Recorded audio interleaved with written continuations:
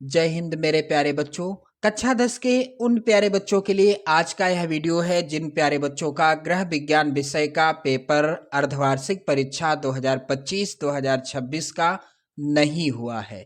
यानी जिन बच्चों ने अर्धवार्षिक परीक्षा गृह विज्ञान विषय की और कक्षा 10 में है गृह विज्ञान विषय का पेपर नहीं दिया है, तो ये वीडियो उन प्यारे बच्चों के लिए है। ध्यान देना मेरे प्यारे बच्चों, आपके विद्यालय में भी इसी तरह का पेपर आ सकता है, इसलिए आप इस वायरल मॉडल पेपर को जरूर तैयार कर लेना अपनी अर्धवार्षिक और बोर्ड दोनों परीक्षाओं के लिए। मेरे प्यारे बच्चों, समय आपको 3 घंटे 15 मिनट का मिलेगा। पेपर का पूर्णांक 70 रहेगा। 70 में 70 लाना आपका टारगेट होना चाहिए। निर्देश है सभी प्रश्न करना अनिवार्य है। खंड आ यानी जो होगा और खंड बा जो होगा। चलिए ध्यान देना, प्रश्न पत्र जो रहेगा खंड आ और खंड बा 2 खंडों में विभाजित रहेगा। तो खंड आ में क्या है, निर्देश है, यहाँ पर ध्यान दीजिएगा। प्रश्न संख्या 1 से 20 बहुविकल्पीय प्रश्न हैं। प्रत्येक के 4-4 वैकल्पिक उत्तर दिए गए हैं। उनमें से सही विकल्प चुनकर ओएमआर शीट में गोले को काला करें। यानी खंड आ जो होगा इसमें 20 बहुविकल्पी प्रश्न आने हैं। प्रत्येक प्रश्न 1 नंबर का होगा और इस तरह से कुल 20 नंबर का बहुविकल्पी प्रश्नों से रिलेटेड होगा खंड आ। क्लियर मेरे प्यारे बच्चों, ध्यान दीजिएगा आप सभी लोग इन सभी महत्वपूर्ण प्रश्नों को तैयार करके जाना अपनी अर्धवार्षिक परीक्षा के लिए। चलिए पहला प्रश्न है, कौन सा बजट का अनिवार्य भाग नहीं है? इनमें से बजट का अनिवार्य भाग कौन सा नहीं है? सी वाला ऑप्शन राइट होगा, फैशन, क्योंकि भोजन, शिक्षा और आवास ये सभी बजट के अनिवार्य भाग हैं। ये फैशन जो है ये बजट का अनिवार्य भाग नहीं है। क्लियर। प्रश्न संख्या 2 है मेरे प्यारे बच्चों, ध्वनि प्रदूषण को किसमें मापा जाता है? तो ध्वनि प्रदूषण को डेसिबल में मापा जाता है। यहाँ पर डी वाला ऑप्शन सही होगा। क्लियर। अगला प्रश्न है, अत्यधिक वमन और अतिसार के कारण होता है। अत्यधिक वमन हो जाए और अतिसार हो जाए तो इसका मतलब क्या होगा कि निर्जलीकरण की प्रक्रिया हो गई, यानी निर्जलीकरण हो गया। अगला प्रश्न है, निम्नलिखित में से कौन सा विटामिन जल में घुलनशील है? तो इनमें से कौन सा विटामिन है जो जल में घुलनशील होता है? इसका राइट आंसर होगा विटामिन के। यहाँ पर सी वाला विकल्प सही होगा।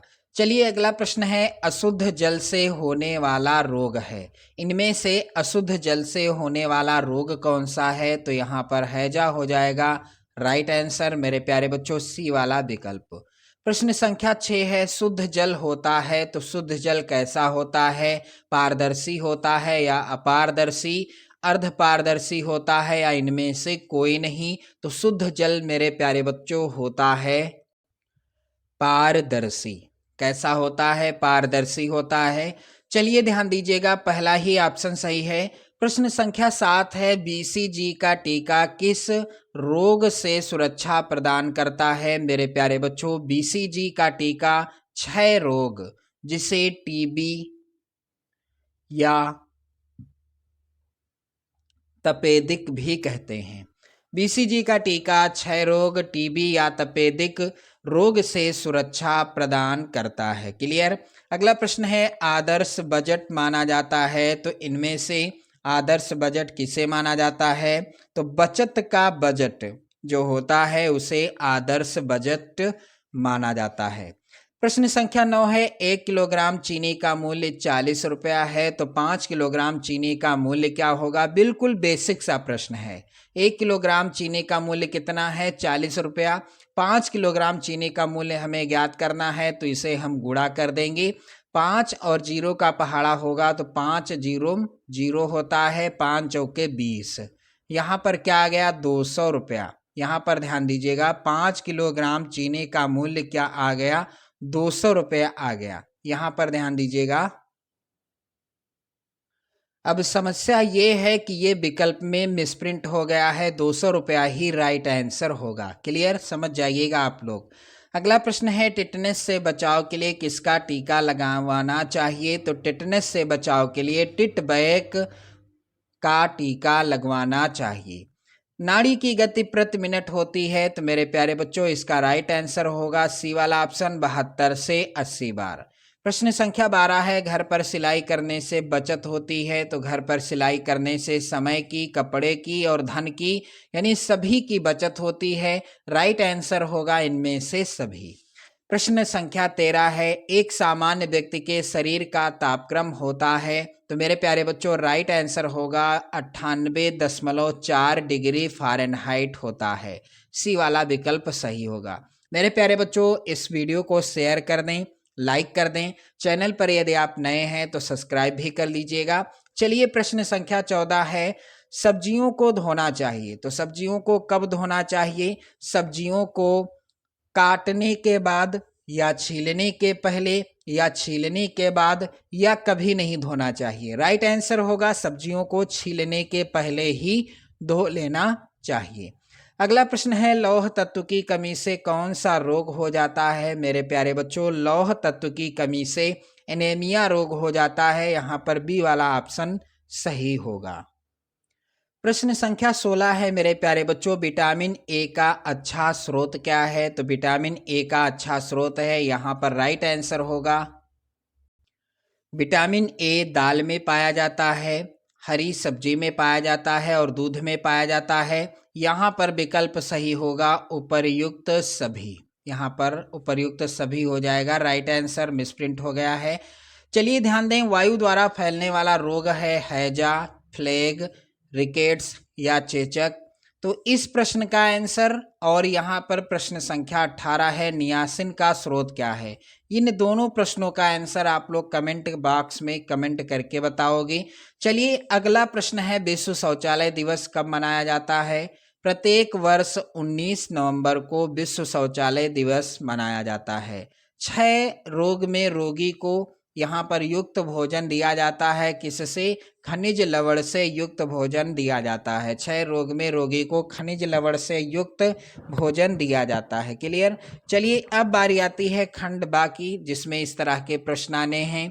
ध्यान देना मेरे प्यारे बच्चों, निर्देश दिया गया है प्रश्न संख्या 21 से 26 अति लघुत्तरीय हैं। प्रत्येक प्रश्न का उत्तर अधिकतम 25 शब्दों में लिखना है और प्रत्येक प्रश्न आएगा 2 नंबर का। चलिए ध्यान दें, पासबुक तथा चेक बुक में अंतर स्पष्ट कीजिए। सभी प्रश्न इंपॉर्टेंट हैं और इसका उत्तर कैसे लिखना है आप सभी को, आप लोग यहाँ पर समझेंगे एक एक प्रश्न का उत्तर। बैंक में अपने खाते से धन निकालने के प्रपत्रों की पुस्तिका को चेक बुक कहते हैं, जबकि बैंक के खाते के विवरण की पुस्तिका को पासबुक कहते हैं। पासबुक में जमा किए गए तथा निकाले गए धन एवं ब्याज का विवरण लिखा जाता है। समझ में आ गया?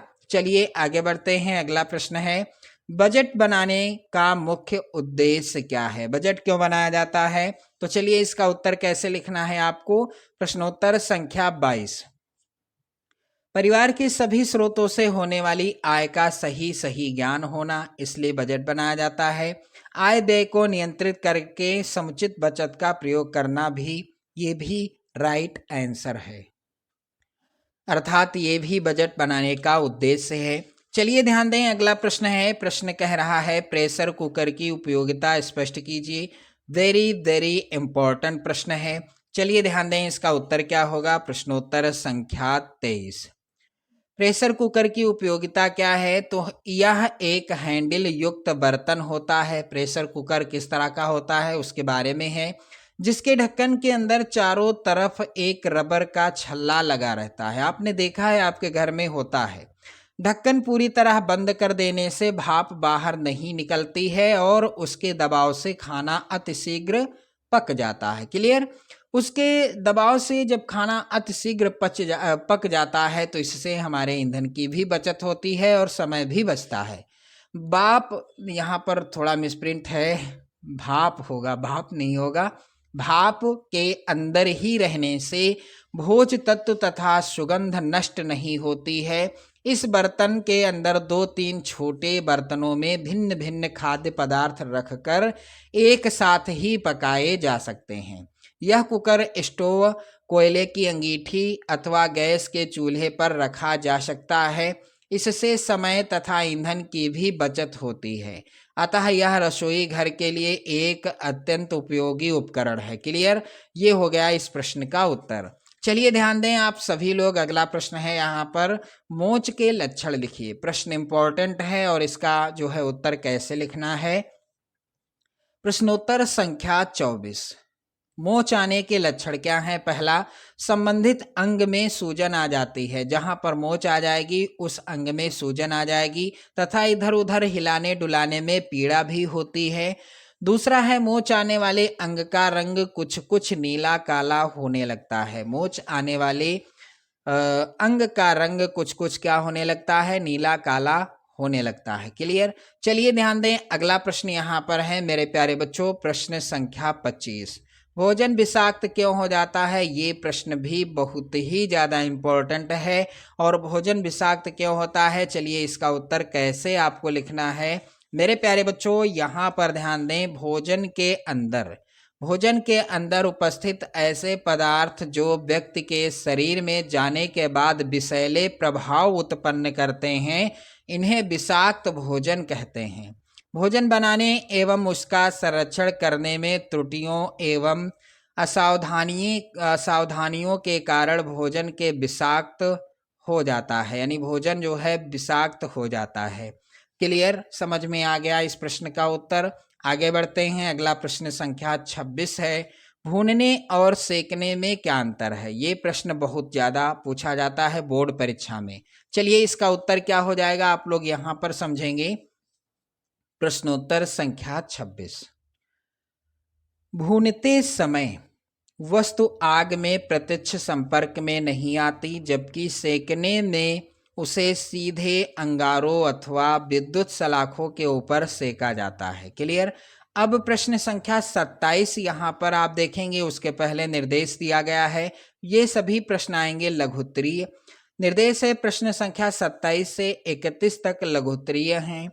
इनके उत्तर अधिकतम आपको 50 शब्दों में लिखना होगा। 4 नंबर का एक प्रश्न पूछा जाएगा। तो आय कितने प्रकार के होते हैं, यहाँ पर ध्यान दें, आय जो है कितने प्रकार के होते हैं। चलिए इसका उत्तर आप समझेंगे यहाँ पर। प्रश्नोत्तर संख्या 27, आय के प्रकार क्या हैं। पहला, प्रत्यक्ष आय। पारिवारिक आय का मुख्य रूप या प्रकार प्रत्यक्ष आय यानी डायरेक्ट इनकम है। प्रत्यक्ष आय उस आय को कहा जाता है जो परिवार के मुखिया तथा अन्य सदस्यों को उनके अपने अपने व्यवसायों के माध्यम से प्राप्त होती है। उदाहरण के लिए वेतन या व्यापार से प्राप्त होने वाली आय। इसके अतिरिक्त धन के विनियोग अर्थात ब्याज तथा आवास या दुकान आदि का मिलने वाला किराया भी इसी प्रकार की आय में ही सम्मिलित होता है। अब है दूसरा, अप्रत्यक्ष आय। तो पारिवारिक आय का दूसरा प्रकार या रूप है अप्रत्यक्ष आय यानी इनडायरेक्ट इनकम। अप्रत्यक्ष पारिवारिक आय से आशय उन सुविधाओं से है जो वेतन आदि के अतिरिक्त उपलब्ध होती हैं। अप्रत्यक्ष आय धन के रूप में नहीं होती। उदाहरण के लिए कंपनी की ओर से बिना किराए का मकान या फर्नीचर मिलना, ड्राइवर या नौकर मिलना, आने जाने के लिए वाहन की सुविधा, बच्चों की निःशुल्क शिक्षा आदि अप्रत्यक्ष आय श्रेणी में आते हैं। कुछ परिस्थितियों में अप्रत्यक्ष आय को अधिक महत्वपूर्ण माना जाता है क्योंकि इस आय पर किसी प्रकार का आयकर नहीं देना पड़ता है। अगला प्रश्न है मेरे प्यारे बच्चों, यहाँ पर ध्यान देना, प्राकृतिक जल के विभिन्न स्रोत लिखिए। यानी हमें प्रकृति से किस प्रकार से जल प्राप्त होता है। तो चलिए इसका उत्तर आप यहाँ पर समझेंगे। प्रश्नोत्तर संख्या 28, जल कुल 3 प्राकृतिक स्रोतों से प्राप्त होता है। इन्हें इस प्रकार वर्गीकृत किया गया है, वर्षा जल, भूमिगत जल और सतही जल। तो वर्षा जल क्या है मेरे प्यारे बच्चों, ध्यान देना आप सभी लोग। वर्षा जल क्या है, यहाँ पर ध्यान दें। वर्षा जल में अन्य स्रोत जैसे बर्फ और अतिरिक्त प्रकार की वर्षा शामिल होती है। पृथ्वी पर गिरने वाली वर्षा जल चक्र का एक प्रमुख हिस्सा है क्योंकि यह सतह और भूमिगत जल स्रोतों दोनों की भरपाई करती है। क्लियर, दूसरा है भूमिगत जल। तो ये पानी ऐसे स्रोत हैं जिन्हें आप मूल रूप से देख नहीं सकते या आसानी से उन तक नहीं पहुंच सकते हैं। जल चक्र में भूमिगत जल स्रोतों की महत्वपूर्ण भूमिका यह है कि वे मानव उपभोग के लिए प्राथमिक स्रोत हैं। पानी की इन भूमिगत निकायों तक अक्सर कुओं के माध्यम से पहुंचा जाता है, और जब सतह के नीचे दबाव बहुत अधिक होता है तो यह पानी ऊपर की ओर ढकेल दिया जाता है और झरनों के माध्यम से बाहर निकाल दिया जाता है। जल का तीसरा स्रोत है सतही जल। देखने और उपयोग में आसान सतही जल आसानी से प्राकृतिक जल की सबसे प्रचुर आपूर्ति है। नकारात्मक पक्ष यह है कि पृथ्वी ग्रह पर अधिकांश सतही जल खारा है, इसलिए यह अधिकांश जीवित प्रजातियों के लिए पीने के लिए आदर्श नहीं है। सतही जल पीने के पानी का स्रोत होने के अलावा हमारे दैनिक जीवन में भी महत्वपूर्ण भूमिका निभाता है। सतही जल का उपयोग स्वच्छ ऊर्जा स्रोत के रूप में जल विद्युत ऊर्जा का उत्पादन करने के लिए किया जाता है, जो नवीकरणीय भी है। सतही जल की आपूर्ति वर्षा, झरनों और ऊंचाइयों वाले स्थानों तथा ग्लेशियरों से पिघलती बर्फ से होती है। अगला प्रश्न है, मेरे प्यारे बच्चों, सब्जियों को काटने से पहले क्यों धोते हैं? तो ये प्रश्न भी इम्पोर्टेंट है और इसका उत्तर कैसे लिखना है आप सभी को। प्रश्नोत्तर संख्या 29। सब्जियों के छिलकों में विटामिन व खनिज लवण पाए जाते हैं, अतः सब्जियों के छिलके छीलने से उनके पोषक तत्वों की हानि होती है, जिनसे बचने के लिए सब्जियों को भली प्रकार धोकर छिलका युक्त ही काटकर पकाना चाहिए। इससे छिलके में उपस्थित पोषक तत्व सुरक्षित रहते हैं। दूसरा, मोटे छिलके वाली सब्जियों के छिलके अधिक गहरे नहीं छीलने चाहिए, क्योंकि पोषक तत्वों की छिलकों के साथ निकल जाने की संभावना रहती है। मेरे प्यारे बच्चों, अगला प्रश्न संख्या 30 है। सिलाई किट की क्या उपयोगिता है? इसमें रखी जाने वाली 5 वस्तुओं के नाम लिखिए। 4 नंबर का ये प्रश्न आएगा। अब ध्यान दो आप लोग कि ये जो प्रश्न है इसका उत्तर कैसे लिखना है। तो प्रश्नोत्तर संख्या 30 ये रहा। चलिए ध्यान दें इसका उत्तर। सिलाई किट की उपयोगिता। तो सिलाई किट बनाने से सिलाई कटाई के समस्त उपकरण एक साथ सुरक्षित हो जाते हैं, जिससे ये सामान्य रूप से गायब नहीं होते तथा आवश्यकता पड़ने पर किसी भी उपकरण को तुरंत उपलब्ध किया जा सकता है। और सिलाई किट में रखी जाने वाली सामग्री फीता, इंच टेप, कैंची, मिल्टन चाक, धागे, पिने आदि। क्लियर? चलिए ध्यान दें, अगला प्रश्न है यहाँ पर। 1 मीटर कपड़े का दाम 56 रुपये है, तो 1.5 मीटर कपड़े का दाम बताइए। इसको हम क्या करेंगे? 1 मीटर कपड़े का दाम है 56 रुपये। 1 मीटर कपड़े का दाम है 56 रुपये, तो 1.5 मीटर कपड़े का दाम क्या होगा? 84 रुपये हो जाएगा। राइट आंसर यही है। चलिए ध्यान दें, इसके बाद आप देखेंगे दीर्घोत्तरीय प्रश्न। प्रश्न संख्या 32 से 34 दीर्घोत्तरीय हैं। प्रश्न संख्या 32 व 33 के विकल्प दिए गए हैं। प्रत्येक प्रश्न के एक ही विकल्प का उत्तर लिखना है और प्रत्येक प्रश्न के उत्तर 100 शब्दों के अंतर्गत लिखना है। इस तरह का प्रत्येक प्रश्न आएगा 6 अंकों का। तो यहाँ पर ध्यान दें, पर्यावरण प्रदूषण का क्या तात्पर्य है? प्रदूषण का मानव जीवन पर पड़ने वाले प्रभावों का वर्णन कीजिए। मेरे प्यारे बच्चों ध्यान दें, अथवा में प्रश्न है यहाँ पर, अपशिष्ट प्रबंधन से आपका क्या अभिप्राय है? कचरे का निस्तारण आप कैसे करेंगी? प्रश्न संख्या 33 है, पुलटिस की क्या उपयोगिता है? किन्हीं 2 प्रकार की पुलटिस बनाने की विधि लिखिए। और अथवा में प्रश्न है, बचत के प्रकार के बारे में लिखिए। बैंक में कितने प्रकार के खाते खोले जा सकते हैं? उदाहरण सहित समझाइए। क्लियर? अगला प्रश्न संख्या 34 है, अस्थिभंग से क्या तात्पर्य है अस्थि भंग के प्रकार एवं उपचार का वर्णन कीजिए। तो मेरे प्यारे बच्चों, इसी तरह का पेपर आएगा आपकी अर्धवार्षिक परीक्षा का। आप सभी लोग इस वायरल मॉडल पेपर को जरूर तैयार कर लेना, क्योंकि यहाँ से प्रश्न 100% पूछे जाएंगे। जय हिंद।